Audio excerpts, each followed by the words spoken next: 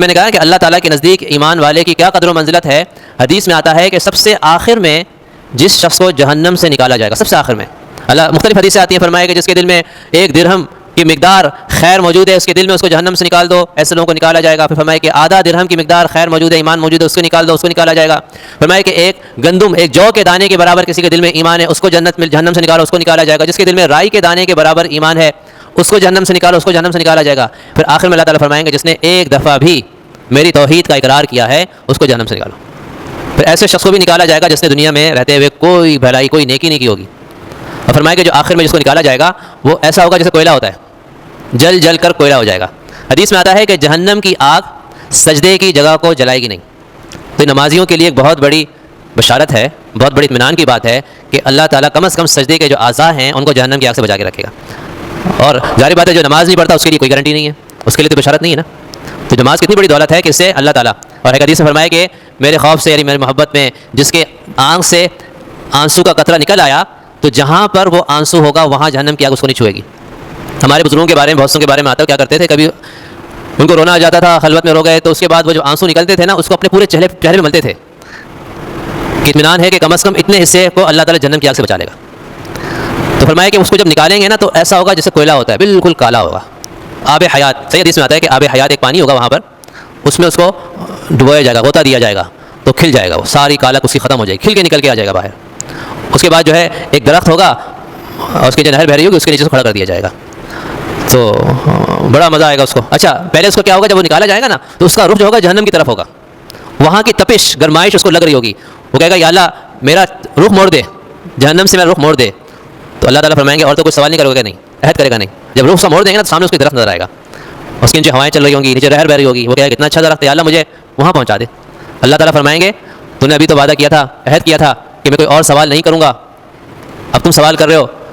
وہ کہے گا بس ایک میری التجا ہے اور مجھے بس درخت کے نیچے پہنچا دے. تو اللہ تعالیٰ اس کو درخت کے نیچے پہنچا دیں گے. اللہ پوچھیں گے اور تو کوئی نہیں کرے گا، نہیں ٹھیک ہے پہنچا دیا. اب وہاں جب پہنچے گا نا تو اللہ تعالیٰ تھوڑا سا اور آگے ایک اس سے بڑا درخت پیدا کر دیں گے جو اس سے بھی زیادہ ہوادار ہوگا، اس سے بھی زیادہ سایہ دار ہوگا، اس سے بھی اچھی نہر اس کے نیچے بہ رہی ہوگی.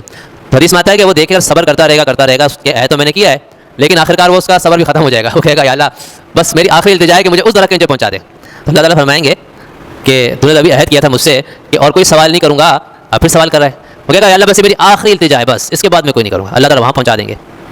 وہاں پہنچائیں گے تو اللہ تعالیٰ حدیث میں آتا ہے کہ اس سے بھی ایک بڑا ہوادار سایہ دار درخت آگے اگا دے گا.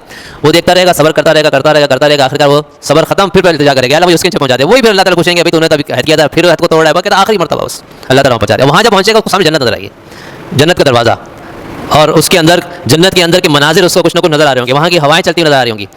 تو بس وہ دیکھے گا، صبر کرتا رہے گا کہ میں نے تو ابھی عہد و پیمان کیا کہ میں اور مزید کچھ نہیں مانگوں گا، لیکن آخرکار پھر اس کا صبر بھی ختم ہو جائے گا اور پھر کہے گا یا اللہ مجھے جنت کے قریب پہنچا دے. تو اللہ تعالیٰ اس کو جنت میں داخل ہی کر دے گا. اچھا ایک حدیث میں آتا ہے اللہ تعالیٰ فرمائیں گے جاؤ.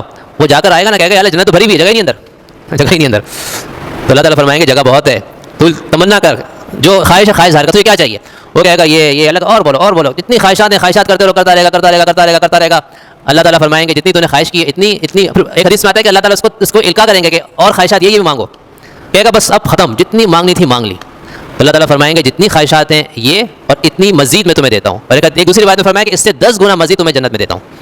اور حدیث میں آتا ہے کہ ادنا درجے کا جو جنتی ہوگا اس کو اس دنیا سے 10 گنا زیادہ نعمتیں ملیں گی. جتنی دنیا کی نعمتیں ہیں نا اس سے 10 گنا زیادہ ہوں گی. اور کتنی نعمت، کیسی نعمت ہوگی اس کا تصور نہیں کر سکتا نا. حدیث میں آتا ہے کہ حور جو ہوگی اس کے سر پہ تاج ہوگا، تاج کا ایک موتی، اس موتی کو اگر زمین پہ کوئی لے کر آ جائے تو سورج کی روشنی مان پڑ جائے. یعنی وہ فرمایا کہ ایسا ہو جائے سورج جیسے کہ ستارے سورج کے سامنے ہو جاتے ہیں، کہ ستارے غائب ہو جاتے ہیں. اور فرمایا کہ اگر وہ اپنا دوپٹہ یوں صرف لہرا دے آسمان پر تو پوری زمین جو ہے نا خوشبو سے معطر ہو جائے. ایسا اللہ تعالیٰ نے وہاں کی نعمتیں رکھی ہیں. اور فرمایا کہ اس دنیا سے بھی 10 گنا زیادہ آخری درجے کا جنتی ہوگا یہ. کیوں؟ کیونکہ اللہ تعالیٰ کو ایمان والے سے محبت ہے. اللہ تعالیٰ چاہتا ہے کہ ایمان والا میرا بندہ وہ بس کامیاب ہو جائے. اللہ اس کی ناکامی نہیں دیکھنا چاہتا. تو انسان کی اپنی نالائکی ہے نا، انسان کی اپنی بدنصیبی ہوگی کہ وہ جو ہے نا غلط راستے پہ چل کے اپنے لیے جہنم کا انتخاب کر لے. ورنہ اللہ تعالیٰ کی چاہت تو یہ ہے کہ کوئی بندہ میرا وہ جہنم کی طرف نہ جائے، کوئی انسان بھی نہ جائے. لیکن جس کے دل میں مہر لگا دی ہے انک لا تہدی من احببت ولکن اللہ یہدی من یشاء. اللہ تعالیٰ فرماتے ہیں پیغمبر آپ جس کو چاہے ہدایت نہیں دے سکتے، لیکن اللہ جس کو چاہتا ہے ہدایت دیتا ہے. لہذا انسان کی ہدایت کا فیصلہ اللہ نے اپنے ہاتھ میں رکھ دیا ہے.